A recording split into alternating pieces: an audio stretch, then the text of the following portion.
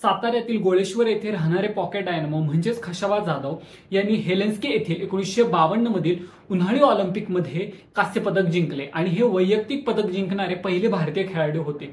त्याआधी ब्रिटिश काळात 2 रौप्य पदक जिंकणारे नॉर्मन प्रिचर्ड होते आणि स्वतंत्र भारताचे खेळाडू ज्यांनी पहिले पदक मिळवले एका वैयक्तिक खेळामध्ये ते खशाबा जाधव हे एकटेच होते। खशाबा जाधव यांनी कांस्य पदक मिळवण्याच्या आदल्या वर्षी ऑलिम्पिकमध्ये भारताने पदक मिळवले होते, परंतु ते सांघिक हॉकी खेळामध्ये पहिले स्वर्ण पदक मिळवले होते आणि वैयक्तिकमध्ये खशाबा जाधव हे पहिलेच होते। हेलेन्स्की येथे झालेल्या ऑलिम्पिकमध्ये कांस्य पदक मिळवणारे खशाबा जाधव यांची कुस्तीची सुरुवात झाली होती ती अगदी बालपणापासून। तर आपण त्यांच्या बालपणाचा इतिहास जाणून घेऊया। तर दादासाहेबराव जाधव यांचा सर्वात लहान आणि 5वा मुलगा म्हणजेच खशाबा जाधव, ज्यांनी 8 वर्षापासूनच कुस्तीची सुरुवात केली होती आणि वयाच्या 8व्या वर्षी भागातील एका प्रसिद्ध कुस्तीपटूला हरवले आणि तेथे नावलौकिक मिळवले। नंतर त्यांनी 1940 ते 1947 मध्ये तेथील टिळक हायस्कूलमध्ये कुस्ती सराव सुरू केला आणि तेथूनच कुस्तीचे धडे गिरवत त्यांनी पुढची मजल मारली। खशाबा जाधव यांना लहानपणी मार्गदर्शन करणारे त्यांचे वडील होते। त्यानंतर महाविद्यालयामध्ये गेल्यानंतर त्यांचे सगळ्यात पहिले मार्गदर्शक म्हणजे त्यांचे गुरुजी बाबुराव बाळवडे आणि त्यानंतरचे गुरुजी ते म्हणजे वेळापुरे गुरुजी। अशा प्रकारे महाविद्यालयामध्ये त्यांना कुस्तीचे धडे गिरवण्यात आले। त्यानंतर त्यांनी स्वातंत्र्य संग्राम म्हणजे चले जाओ आंदोलन मध्ये सुद्धा भाग घेतला होता। अशा प्रकारे त्यांची कुस्तीची लहानपणीची कारकीर्द आपण पाहू शकतो। आत्ताच आपण पाहिले की महाविद्यालयाच्या काळात आणि लहानपणापासून त्यांनी अनेकांना हरवले होते आणि त्यामुळे त्यांचे नाव पडले होते पॉकेट डायनामो, म्हणजेच त्यांचा एक विशेष कुस्तीमध्ये डाव होता, त्याचे नाव ढाक होते।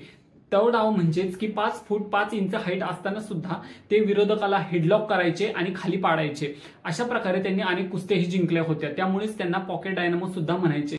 लहानपणापासून ते आतापर्यंत त्यांनी अनेक कुस्त्या खेळल्या होत्या, त्यामुळे आता वेळ आली होती ऑलिम्पिकची। तर साल 1948 मध्ये जेव्हा लंडन ऑलिम्पिक फ्लायवेट गटासाठी खशाबा जाधव यांची निवड झाली त्यावेळी त्यांचा 6वा क्रमांक होता, परंतु या क्रमांकावर असल्यामुळे त्यांना पुढे ऑलिम्पिकसाठी जाता आले नाही। जो क्रमांक जेवढा पाहिजे तेवढा चांगला नव्हता।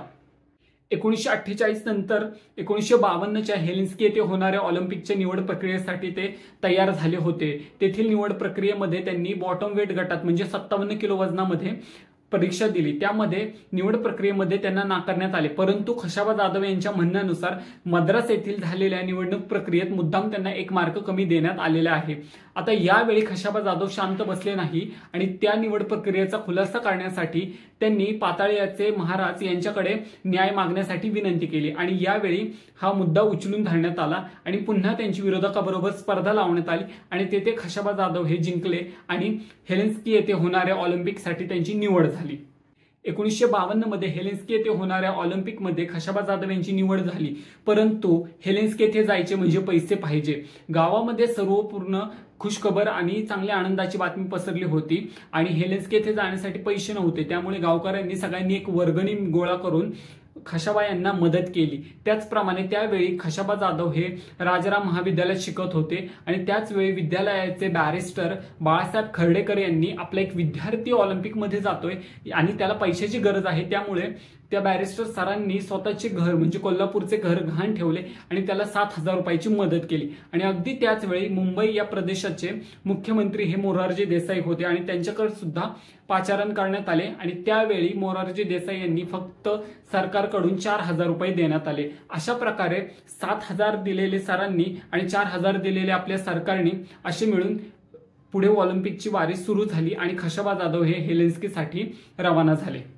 शेवटी हेलेन्स्कीची यात्रा ठरली आणि ऑलिम्पिकसाठी आखाड्यामध्ये खशाबा जाधव उतरले आणि या गटामध्ये एकूण 24 स्पर्धक होते। त्यांनी सेमीफायनल पर्यंत मेक्सिको, जर्मनी, कॅनडा बरोबरच्या कुस्त्या जिंकल्या, परंतु साताऱ्याच्या मातीवर खेळणारा आपला खशाबा जाधव तेथे प्रथमच मॅटवरती कुस्ती खेळत असल्यामुळे तेथे सतत पाय घसरत होता आणि अनेक वेळा त्यांच्याकडून छोट्या मोठ्या चुका होत होत्या आणि या चुकांमुळे त्यांचे गोल्ड मेडल हुकले आणि एक जपानी मल्ल तेथे जिंकून आला।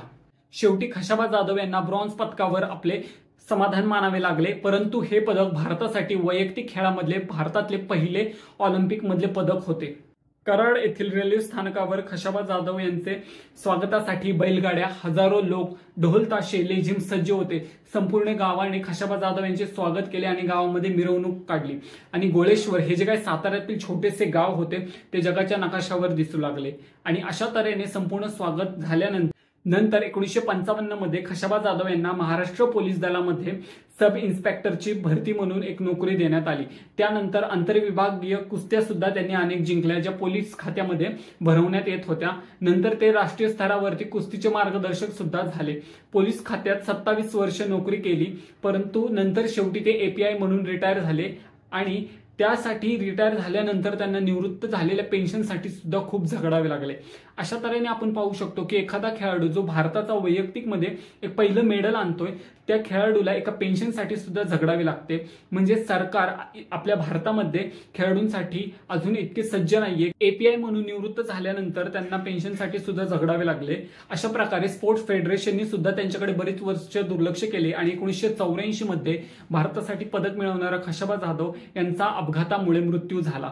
त्याचप्रमाणे अजून सुद्धा खशाबा जाधव यांना पद्म पुरस्कार मिळालेला नाही, ज्यामध्ये आपण पाहू शकतो की पद्म पुरस्कारामध्ये इतर अभिनेते, राजकारणी किंवा इतर अनेक नेते ज्यांची पात्रता सुद्धा नाही त्यांना पद्म पुरस्कार मिळालेला आहे, परंतु जो खेळाडू ज्याने भारतासाठी पहिले पदक मिळवले त्याच्यासाठी अजून पद्म पुरस्कार नाही मिळाला।